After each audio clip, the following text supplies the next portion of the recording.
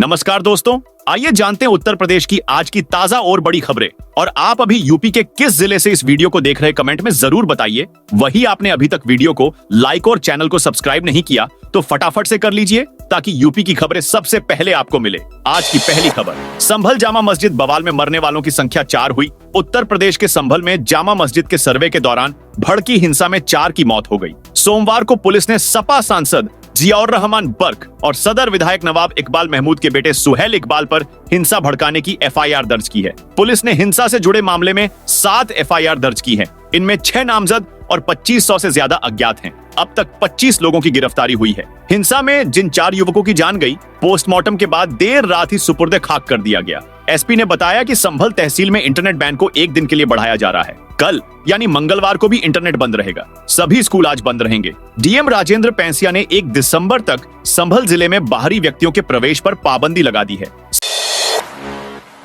सपा विधायक नसीम ने जेल में पति से की मुलाकात। कानपुर की सीसामऊ सीट से विधायक निर्वाचित होने के बाद नसीम सोलंकी पहली बार महाराजगंज जेल में बंद पति इरफान सोलंकी से मुलाकात करने पहुंची। इस दौरान नसीम के साथ उनकी दोनों बेटियां और सपा विधायक मोहम्मद हसन रूमी, अमिताभ बाजपेयी भी मौजूद थे। जेल के अंदर करीब आधे घंटे मुलाकात हुई। इरफान ने जेल से मैसेज दिया कि वनखंडेश्वर मंदिर में जाना और कोई काम हो तो जरूर करवाना।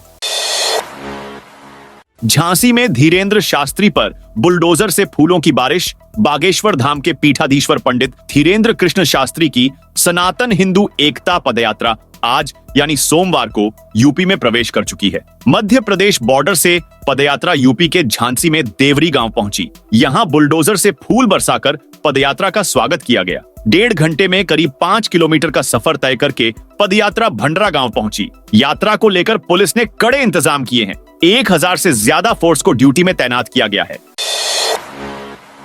संभल हिंसा पर डीएमएसपी की प्रेस कॉन्फ्रेंस। संभल जामा मस्जिद हिंसा में 4 लोगों के मारे जाने और कई के घायल होने के बाद कल दोपहर बाद से स्थितियां सामान्य हैं। एहतियातन आज भी 12वीं तक के स्कूलों और इंटरनेट को बंद रखा गया है। सोमवार मध्याह्न संभल के डीएम डॉक्टर राजेंद्र पैंसिया और एसपी कृष्ण कुमार बिश्नोई ने एक संयुक्त प्रेस कॉन्फ्रेंस में कहा कि संभल में हिंसा के किसी भी जिम्मेदार को बख्शा नहीं जाएगा। रायबरेली जिले में सड़कों पर दौड़ रहे 1,25,000 से अधिक पुराने और खराब वाहन वातावरण को जहरीला बना रहे हैं। इन वाहनों से निकलने वाला ज्यादा धुआं न केवल पर्यावरण को नुकसान पहुंचा रहा है बल्कि ठंड के मौसम में कोहरे के साथ विजिबिलिटी भी कम कर देता है। इसका असर लोगों के स्वास्थ्य पर भी पड़ रहा है, लेकिन इस समस्या पर की जाने वाली कार्रवाई का कोई ठोस नतीजा नजर नहीं आ रहा है।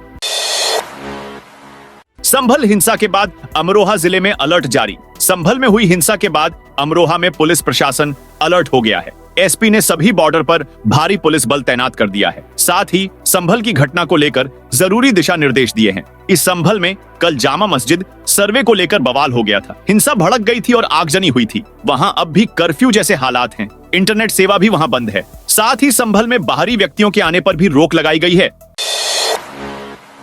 वाराणसी से हर घंटे मिलेगी महाकुंभ के लिए बस सेवा।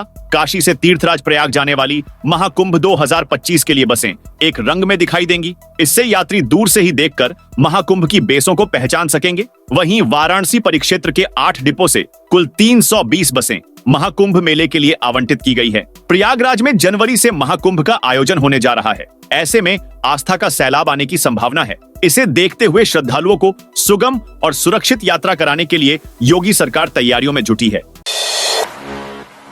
लखनऊ में इको टूरिज्म हेलीकॉप्टर सेवा की शुरुआत कल से हो गई है। उत्तर प्रदेश के पर्यटन मंत्री जयवीर सिंह ने इको टूरिज्म के तहत हवाई सेवा की शुरुआत करने की घोषणा की है। यह हेलीकॉप्टर एक सीटर है। इससे मात्र 5,000 में दुधवा नेशनल पार्क, छूका बीच, पीलीभीत और तराई क्षेत्र के अन्य इको टूरिज्म स्थलों में घूमने जा सकेंगे। मंत्री जयवीर सिंह ने बताया कि अन्य प्रमुख पर्यटन स्थलों पर भी जल्द हेलीकॉप्टर सेवा शुरू की जाएगी। लखनऊ से दुधवा सड़क मार्ग से जाने वाले पर्यटकों को 4.5 घंटे का समय लगता था। अब हेलीकॉप्टर से मात्र 1 घंटे लगेंगे। 31 दिसंबर तक कराएं रब्बी फसलों का बीमा। मुख्य संवाददाता प्रधानमंत्री फसल बीमा योजना के क्रियान्वयन के लिए नामित भारत सरकार की बीमा company agriculture insurance company of India limited rabi season 2024 से 25 में प्रधानमंत्री फसल बीमा योजना से ज्यादा किसानों को जोड़ने के लिए तत्पर है। किसान भाई 31 दिसंबर तक अपनी रब्बी फसलों का बीमा करा सकते हैं। रायबरेली रोडवेज बसों से अब कोरियर और पार्सल सेवा शुरू। रायबरेली रोडवेज डिपो की 153 बसें अब यात्रियों को सफर की बेहतर सुविधा देने के साथ कोरियर और पार्सल भी पहुंचाएंगी। यह सेवा दिल्ली, हरिद्वार, गोरखपुर, अयोध्या सहित प्रमुख शहरों तक उपलब्ध होगी। परिवहन निगम ने मैसेज एवीजी लॉजिस्टिक्स लिमिटेड दिल्ली के साथ 5 साल का अनुबंध कर यह सेवा शुरू की है। शनिवार को सहायक क्षेत्र प्रबंधक ने चालकों और परिचालकों को इस संबंध में निर्देश जारी किए। इस योजना के तहत रोडवेज बसों के माध्यम से पार्सल सेवा की निगरानी सख्ती से की जाएगी। परिचालकों और ड्राइवरों को निर्देश दिए गए हैं कि बस स्टेशनों पर कोरियर और पार्सल सेवा के प्रतिनिधि से ही सामान की बुकिंग कराएं। अवैध रूप से सामान लोड करने पर सख्त कार्रवाई की जाएगी।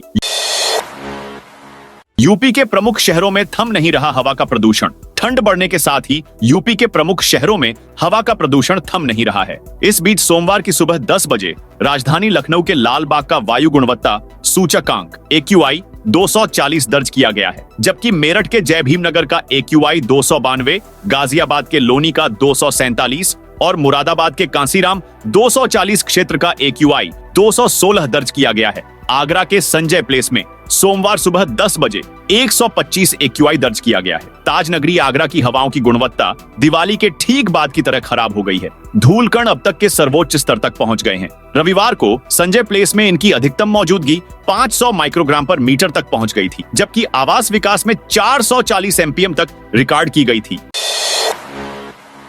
योगी का आदेश जमीन कब्जा करने वालों को भू माफिया की सूची में डालें। सीएम योगी आदित्यनाथ ने सोमवार को आयोजित जनता दर्शन में अफसरों को 2 टूक शब्दों में निर्देश दिया कि जमीन कब्जा करने वाले भू माफियाओं को भू माफिया की सूची में डालें और उनके खिलाफ सख्त कार्रवाई करते हुए जेल भेजें। सीएम ने जनता दर्शन में आए 300 से अधिक लोगों की समस्याएं सुनी और जल्द से जल्द उसे दूर कराने का आश्वासन दिया। पराली जलाने वाले 5 और किसान पीएम सम्मान निधि से वंचित। पराली जलाने के मामले में 5 और किसानों की पीएम किसान सम्मान निधि को प्रतिबंधित कर दी गई। संयुक्त कृषि निदेशक डॉ अरविंद कुमार सिंह ने भट्ठट के 3 और पिपराइच के 2 किसानों को पीएम किसान सम्मान निधि की योजना से वंचित किया। किसानों से अपील किया कि वे पराली न जलाएं, क्योंकि एक बार पीएम किसान सम्मान निधि से वंचित हो गए तो कभी बहाल नहीं होगी। गोरखपुर जिले में सैटेलाइट से पराली जलाने के अब तक 138 मामले रिपोर्ट किए गए हैं। विकास खंडवार, राजस्व विभाग और कृषि विभाग के कर्मचारियों ने जांच कर रिपोर्ट दी। रिपोर्ट के मुताबिक 15 मामले मेड़ पर कूड़ा जलाया जाने के रिपोर्ट हुए, वहीं 70 मामलों में पराली जलाने की पुष्टि नहीं हो पाई। चिन्हित स्थल पर टीम पहुंची तो खेत जोता हुआ मिला, तो कुछ स्थानों पर खेत में पानी चलाया गया था। अब तक 53 मामले पुष्ट हुए हैं।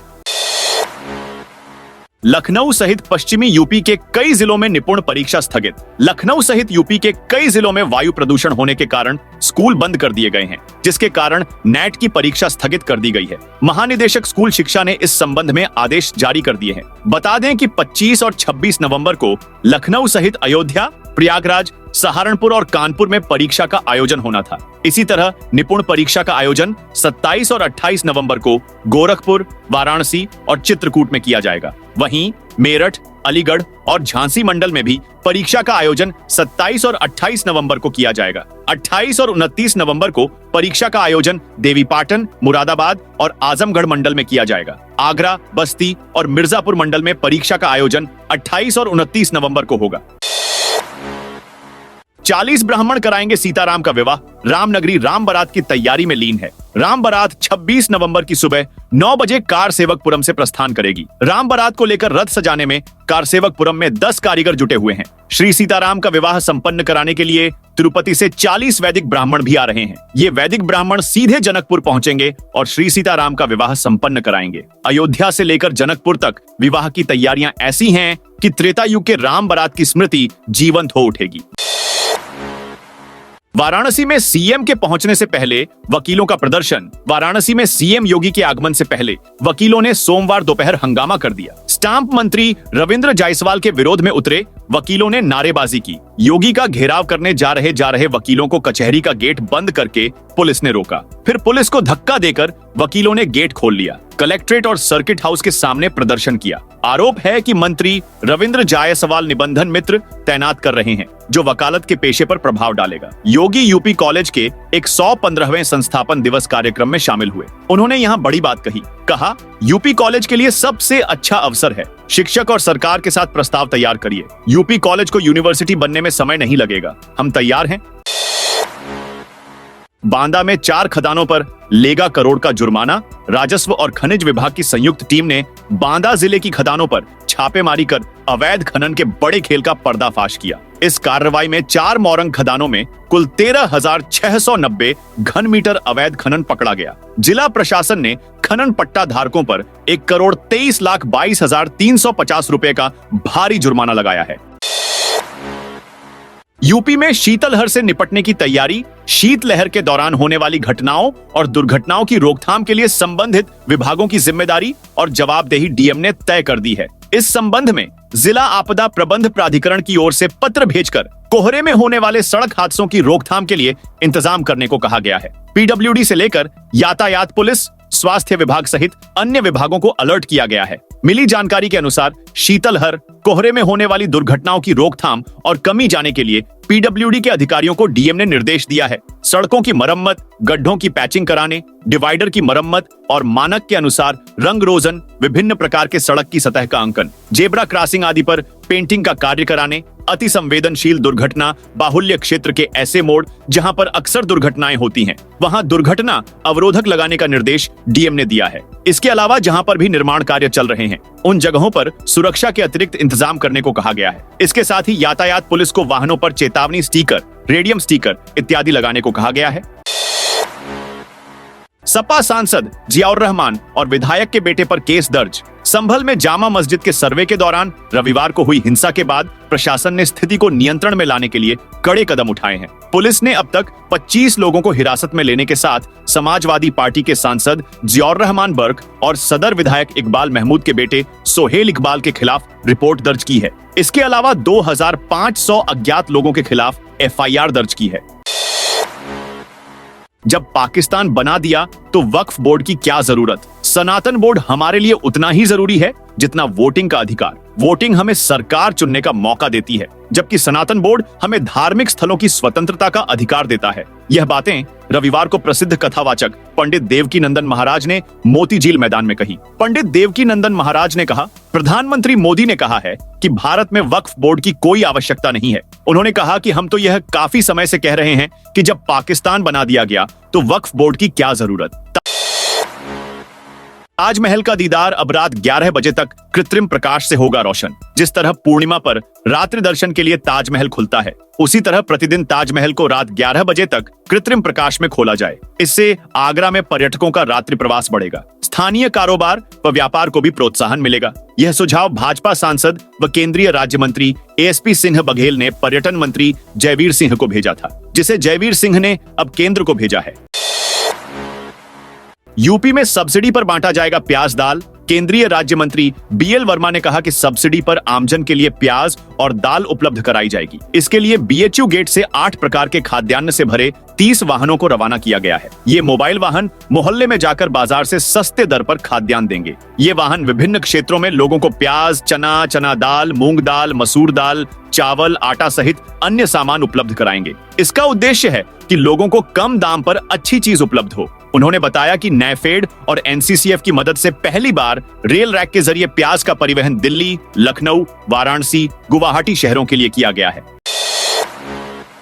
रेलवे स्टेशन पर 25 लाख की करेंसी के साथ युवक पकड़ाया। पीडीडीयू जंक्शन पर रविवार की शाम जीआरपी ने चेकिंग के दौरान एक युवक को पकड़ा। युवक के बैग से 25,30,000 रुपए की करेंसी बरामद हुई। पूछताछ के दौरान युवक किसी प्रकार का कागजात उपलब्ध नहीं करा सका। जीआरपी की सूचना पर पहुंची आयकर विभाग की टीम युवक से पूछताछ करने में जुटी है। जीआरपी के अनुसार वाराणसी से कोलकाता जाने के लिए स्टेशन पर पहुंचा था। योगी के मंत्री नंदी का 2 करोड़ से ज्यादा उड़ाने वाले गिरफ्तार। योगी सरकार में कैबिनेट मंत्री नंद गोपाल गुप्ता नंदी का 2,08,000 रुपए उड़ाने वाले 5 साइबर शातिरों को पुलिस ने गिरफ्तार कर लिया है। आरोपियों से 14 Android mobile phone, 10 ATM card और 10 सिम कार्ड बरामद हुआ है। हालांकि पुलिस उड़ाए गए रुपयों में से 10% की भी बरामदगी नहीं कर सकी है। साइबर क्राइम थाने की पुलिस ने केवल 12,22,220 रुपए फ्रीज कराया है। पुलिस के मुताबिक पकड़े गए बदमाशों ने पूछताछ में बताया है कि हम लोग टेलीग्राम के माध्यम से बाहरी देशों में बैठे साइबर ठगों से जुड़े हुए हैं। हमारा गिरोह 2 स्तर पर काम करता है। पहले स्तर पर दूसरे देशों में बैठे शातिर भारत के लोगों से विभिन्न प्रलोभन देकर संपर्क करते हैं। निवेश, ऑनलाइन गेमिंग के अलावा डिजिटल अरेस्ट, बड़े बिजनेसमैन नेताओं की फर्जी व्हाट्सएप पर डीपी लगाकर ठगी करते हैं। वहीं दूसरे स्तर पर भारत में बैठे एजेंट विभिन्न राज्यों के लोगों को पैसे कमाने का लालच देकर उनके नाम से चालू बचत खाता खुलवाते हैं। इसके बाद खाते से संबंधित चेकबुक, एटीएम कार्ड आदि लेकर ओटीपी फॉरवर्ड ऐप को संबंधित बैंक में रजिस्टर्ड मोबाइल नंबर वाले फोन में इंस्टॉल करते हैं। इससे बैंक द्वारा ट्रांजैक्शन के दौरान आने वाली ओटीपी साइबर ठगों के पास पहुंचती है। लखनऊ में दिव्यांगों ने बीजेपी कार्यालय का किया घेराव। लखनऊ में दिव्यांगों ने सोमवार को बीजेपी कार्यालय का घेराव किया। प्रदर्शन कर रहे दिव्यांगों ने कहा, लेखपाल पद पर चयनित है, नियुक्ति पत्र की मांग को लेकर 10 महीने से संघर्ष कर रहे हैं। सरकार नियुक्ति पत्र देने के बजाय अन्याय कर रही है। दिव्यांगों ने कहा, हमारी सीएम मुख्य सचिव से मुलाकात कराए, नहीं तो हम 27 नवंबर तक यही बैठे रहेंगे।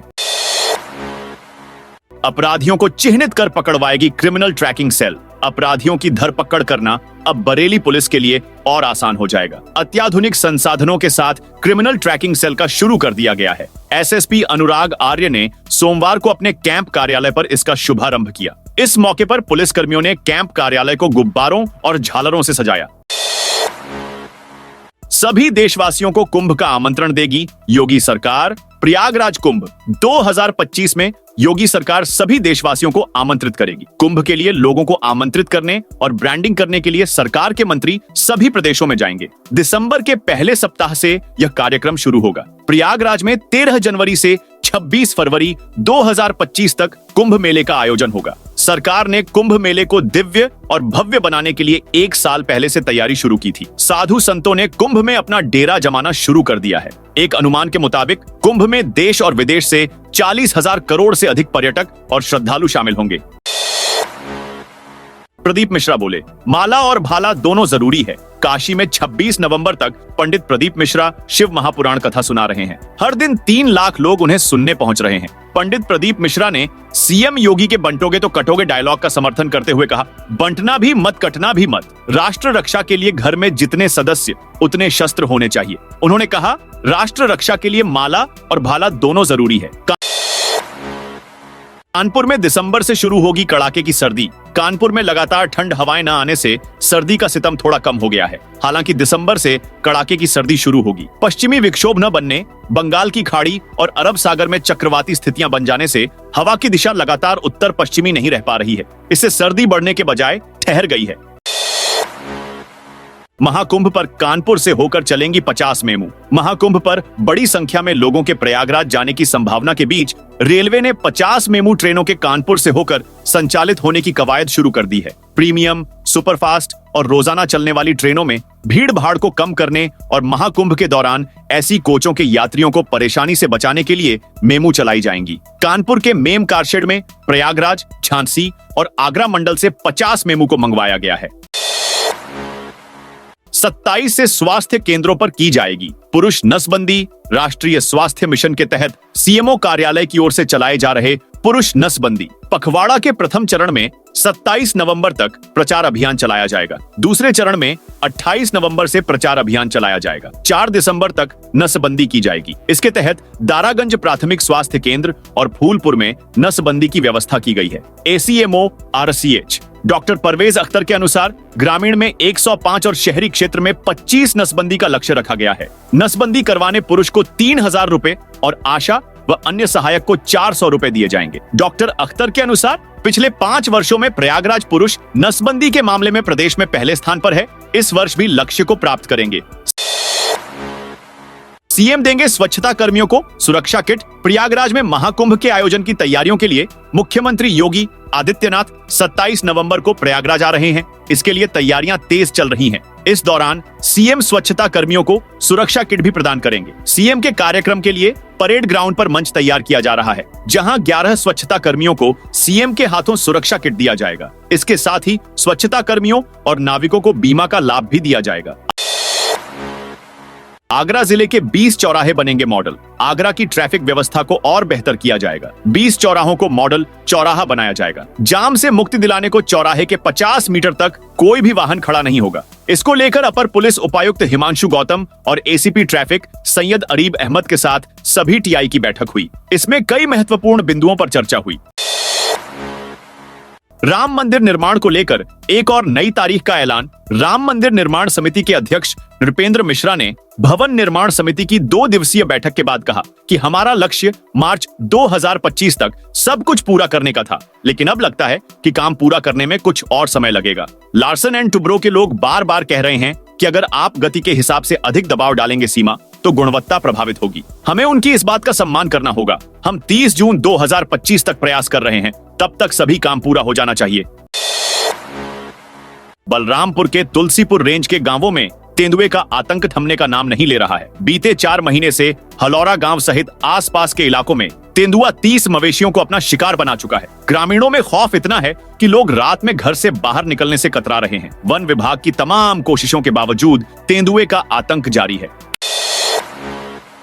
केशव प्रसाद मौर्य का बड़ा बयान कोई माई का लाल नहीं जो भाजपा को हरा दे। लखीमपुर खीरी में उप मुख्यमंत्री केशव प्रसाद मौर्य ने रविवार को भाजपा कार्यालय में पार्टी पदाधिकारियों की बैठक में कहा कि कोई माई का लाल नहीं जो भाजपा को हरा दे। उपचुनाव में 7 प्रत्याशी जीतकर सपा के गुंडाराज को जनता ने जवाब दे दिया है। कहा कि सबका साथ सबका विकास का नारा जन जन तक पहुंचाना है।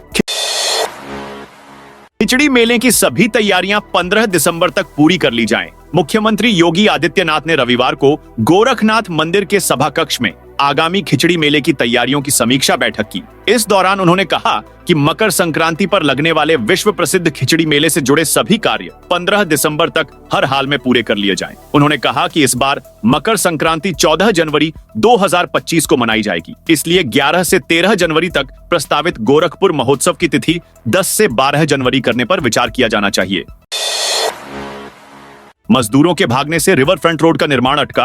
अधिवक्ता के साथ ठेकेदार के लोगों की 17 नवंबर को हुई मारपीट के कारण सलोरी और नागवासुकी मंदिर के बीच रिवर फ्रंट रोड का निर्माण अटक गया है। घटना के बाद डर के कारण मजदूर रोड का काम करने को तैयार नहीं है। ऐसे में 10 दिसंबर तक रिवर फ्रंट रोड का निर्माण कार्य पूरा होना मुश्किल हो गया है। घटना के पहले निर्धारित समय पर रोड का काम पूरा करने के लिए औसत 200 मजदूर लगे थे। घटना के बाद 18 नवंबर से मजदूरों ने काम रोक दिया। कुछ मजदूरों का कहना है कि ठेकेदार अधिवक्ता की हत्या में फंस गया है। ऐसे में काम करें तो दिहाड़ी कौन देगा? मजदूरों के दूसरे वर्ग का कहना है कि रोड पर जान जोखिम में डालकर काम नहीं कर सकते।